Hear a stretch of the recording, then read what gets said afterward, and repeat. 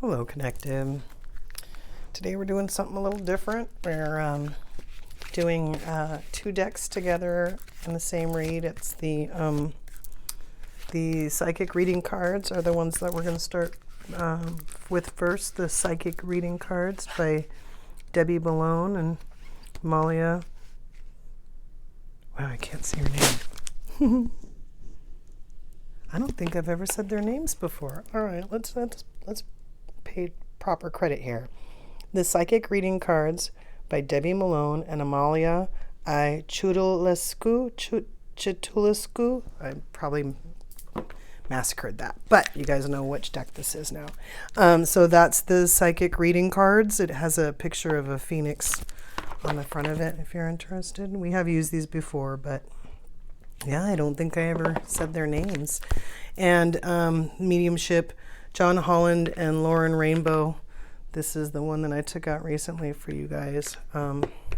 And so what we're doing is I'm mixing this psychic reading cards and the mediumship training deck to see what kind of reading we get. So I'm hoping for one card from each deck. And, you know, these readings are usually done separately. So if, you know, on a different day or something, you know, you get like a psychic card and a mediumship card on the same day, you know, just randomly videos pop up that may have been released on different days, you know. Put the two cards together and see what you come up with, you know. Especially if you are a psychic or a medium, you know. This arrangement is to kind of help you work on your psychic mediumship. So let's see what pops out right now on the psychic deck. Well, the cards are behaving themselves. Kind of want one to jump out, just one to kind of help us to figure out which card we should be going with. Which card is going to pop out of this deck. It's been a little while since I took this deck out. Oh, there we go. Oh, we have gotten this card before. Okay. Let's do the mediumship training deck. Let's get one card from this to go with that. Let's see if we can tie these two messages together. We want just one card. One card to come out of this deck to go with the psychic reading card.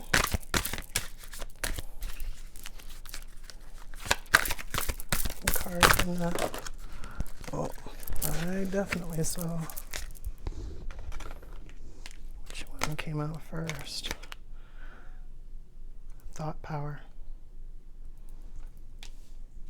Okay, so first I want to read coins.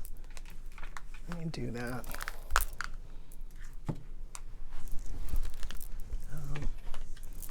Let's show it. Psychic reading card number 9, coins.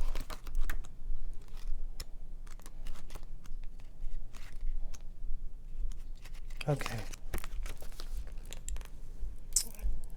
Finding a coin is a sign a loved one is making contact. You have received the psychic reading card of coins as the universe wants to get your attention and let you know that a loved one in spirit is trying to make contact with you. Coins are known as pennies from heaven and are a gentle reminder from above. There is also a saying, see a penny, pick it up all day long, you'll have good luck. Receiving this sign is a psychic symbol from above to let you know that your luck is about to change. Did a male energy in your family, such as a father or a grandfather figure, ever have a pocket full of change? Do you remember the sound of the coins jingling in their pocket, or did they ever give you a coin as a treat when you were a child? Sorry. Did your grandmother or mother ever bake a Christmas cake with lucky silver coins inside?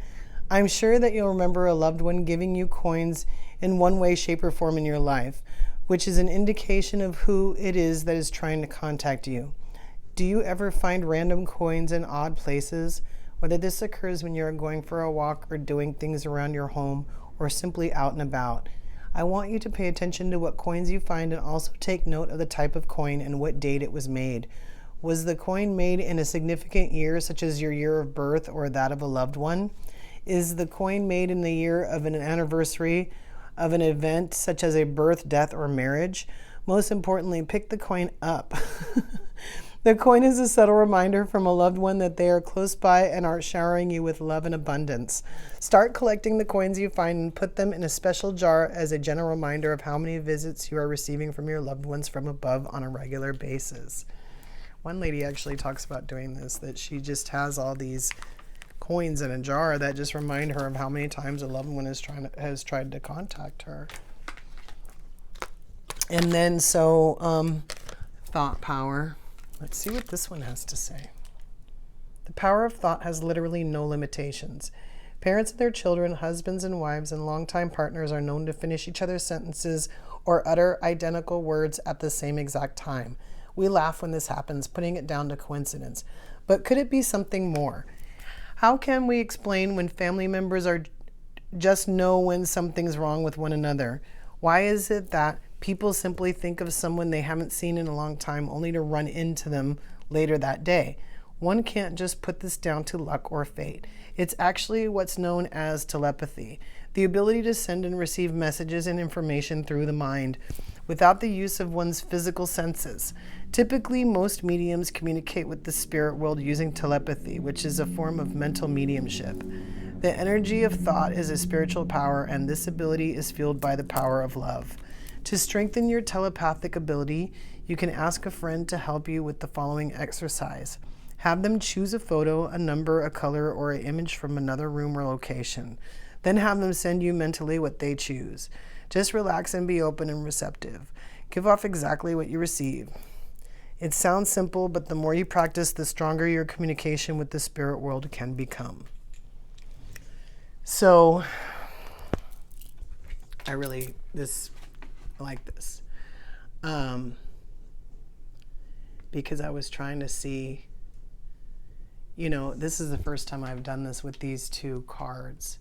And I wasn't sure how these two cards were going to interact with each other. But I really liked the idea of, developing your psychic mediumship powers.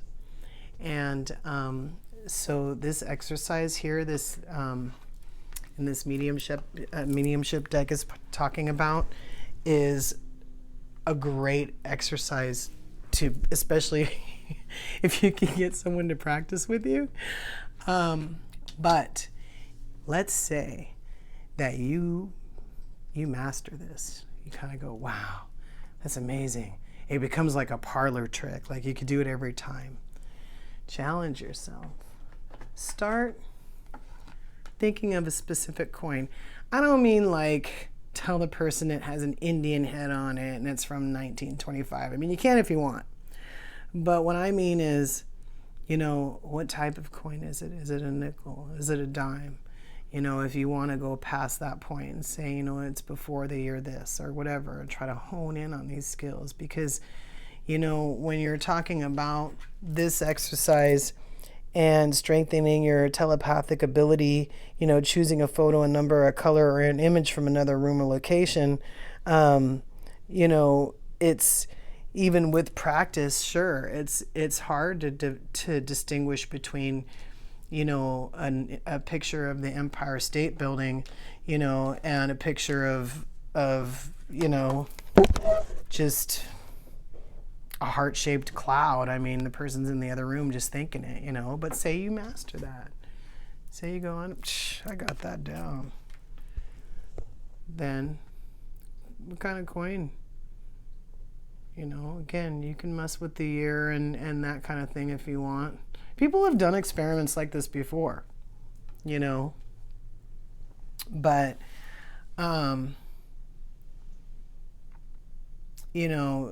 that is definitely, if you could do that and incorporate that into it and even really be right, a lot of the times, that would be,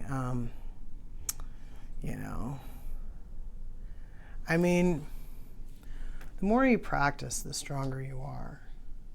This is a very specific thing that I'm talking about here. Even like what we were talking about with here and playing this game, I mean, it still might be difficult to distinguish between, you know, the Empire State Building and the Statue of Liberty. I mean, they're both giant buildings, you know what I mean? So even just comparing two buildings, let alone two coins or to anything else that are pretty much the same, you know, challenging for sure. But, you know, for some people too, they find it fun to like to put things to the test, you know, because it doesn't just have to be about guess what this is, guess what that is, you know. Sometimes you could be like, well, I wonder what this coin means. This coin, you know, my grandfather used to keep this kind of coin, or, you know, my stepfather had, you know, this kind of coin, and then when I found this kind of coin, you know, I can kind of be like, I wonder what it means. Let me see if I can meditate on it and figure out what this coin means. You know, there's many ways that you can use, well, not only your thought power, but your thought power in relation to coins.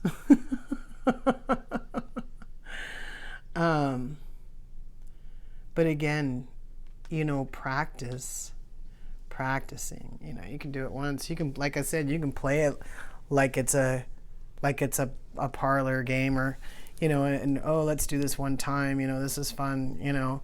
But if you keep doing it, even if you had nobody to play with, you could probably find a way to figure it out. You know, I mean, after all, this is the psychic deck. So if it has to be, I'm going to pull this coin out of this jar of coins, and this is what it's going to look like. Even if you know what that coin's supposed to look like ahead of time, if you pull that coin out, that's a pretty magnificent feat there, you know. You know, there was another video. Every time I talk about a video, I'll try to link them together. Gotta find them. But, you know, where I was talking about, you know, visualization, how visualization can help you out, you know, in a lot of things. I don't think I listed them off, but I think I said something like it's helpful in a spiritual awakening or something like that, because it is. You know, I think I kind of mentioned, like, if you get yourself in a situation, you don't know how to handle it, you know, sometimes you can visualize your way out of it. This is true. This is very, very true, because you just take what you know and your brain kind of shows you, hey, maybe you should try this, you know. So yes.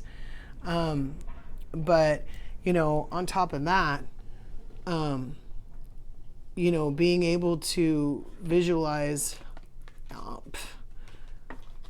a lot of things, not just coins.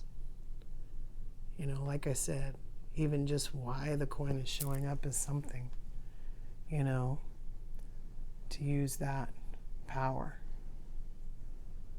Because this deck, I think it's on the information card in there, you know, it's basically alluding that this deck is also supposed to help you develop those psychic gifts, you know. And if you're already psychic and you're already working on it, and we're pulling this deck out, the two of them really together really should help you out, even if it's just a visualization of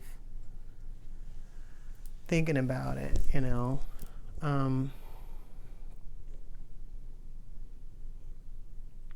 You know, we will talk more about mediumship. But for right now, just consider developing those visualization skills. Like I said, even if it's not coins. And again, whole separate side note, if it is coins, and you know, there is another video that talks about coins. That card, I believe, if I'm not mistaken, came out by itself. And we talk about, you know, communication from loved ones. And, you know, again, if you know that someone used to collect a certain kind of coin, and you find it, you pick it up, and you say, I wonder why I'm getting this. You know, it could be that, again, like the card says, it could be you're having an event, and, you know, it could be something kind of far out, like, maybe you're getting married, but the date on the coin is like the day your spouse was born. It might be something like that.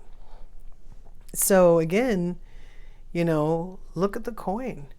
Ask yourself maybe why, especially if you're someone who really needs to, like, a sign from a loved one, because a lot of times when we're really upset, like, especially if we're focused on, say in that particular situation, our loved one missing our wedding because they're not here anymore on this planet.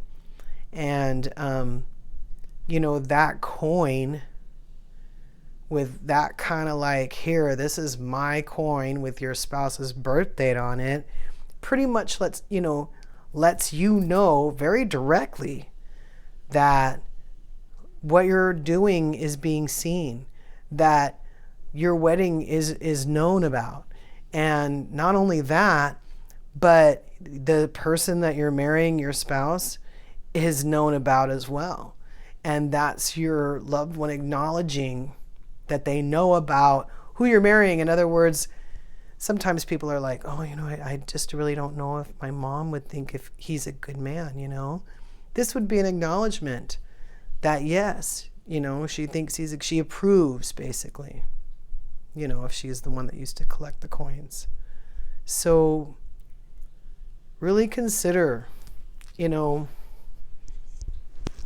coins talked about people not picking them up. Like, it's most importantly, pick it up. A lot of people will step right over them. They step right over them and they leave them for you. So if you see it, pick it up. I don't care if it's a penny. Pick it up. Just take a look at it. Even if you're not sure what you're going to do with that, consider putting it in a jar, especially if it happens a lot. If you find a lot of coins and you're like, well, I just find them all over. They're just all over. Put them in a jar. Start in January, end in December. If this isn't, you're not into long-term projects, just see how many times someone may have said hello to you. If you really even wanted to get crazy, you could put it in a little bag that says the date, I found this on this day. I found this on this day. Any kind of way that you want to keep track of that and take a look at it later and really see what could sometimes be considered messages from heaven. Just ask yourself. Someone may be trying to communicate with me, or are they saying hi? It's this hard day. They're just letting me know, hey, we see you. You're doing a good job. Hey, we love you. You were thinking about this, and then all of a sudden you saw this coin. We love you, And just pick it up and just remember. You take it out of your pocket later, you can just remember. Keep it in a jar, just remember. Just remember that, just pay attention a little bit. It's a pretty clear sign that's solid, It's not like having to be told, in the ethers that something's going on. Like, there's a coin. So think about that. And again, it's not limited to just coins. Think about what other ways someone may be trying to communicate and why. I was trying to do that for somebody else one time. I'm like, why would somebody try to communicate like that? Like, I was worried about them, like maybe somebody was scamming them or something. Why would they need to communicate that way? Then it occurred to me that that person wasn't very open. So the communication that they weren't going to get wasn't necessarily going to be like the communication of somebody who was open. And that person really did need to be communicated with in a roundabout way, but that still occurred and they still got the message. So yeah, sometimes it's easier if you pay attention. You think about it, what you're being told, pay attention, think about it. But if you don't, if the message is important enough, eventually it'll be loud. It'll get a little louder for you. So, next time you get a coin, especially if just off the bat it's a special one, pay close attention, see what's up. See what it means before you before you stick in your pocket. Just use that thought power. See if there's a message being sent.